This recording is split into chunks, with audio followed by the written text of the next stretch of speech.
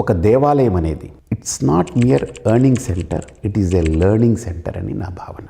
కానీ ఈరోజు లెర్నింగ్లో పడిపోయింది, ఎర్నింగే మిగిలిపోయింది. Just they earn. కానీ ఒక దేవాలయం అనేది మనకు ప్రాచీన కాలం నుండి అది ఒక న్యాయస్థానంగా పనిచేసింది, స్కూల్లో పనిచేసింది, హాస్పిటల్లో పనిచేసింది, ప్లే గ్రౌండ్లో పనిచేసింది, ఉద్యానవనంలా పనిచేసింది, హాస్పిటల్లా పనిచేసింది.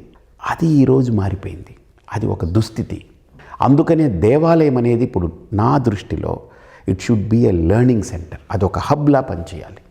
అది గోపురం అనేటువంటి ఒక కాన్సెప్ట్లో దాన్ని మెల్లగా తీసుకొచ్చి ఒక గోపురం అంటే అమ్మవారిది ఇప్పుడు ఇక్కడ టెంపుల్ పెట్టి ఇచ్చేసిన ఇది ఒక మోడల్ అయితే ఇది ఖచ్చితంగా దాన్ని ఆ రకంగా రూపుదిద్దితే దీన్ని కాపీ పేస్ట్ చేసుకోవచ్చు ఎవరైనా రేపు.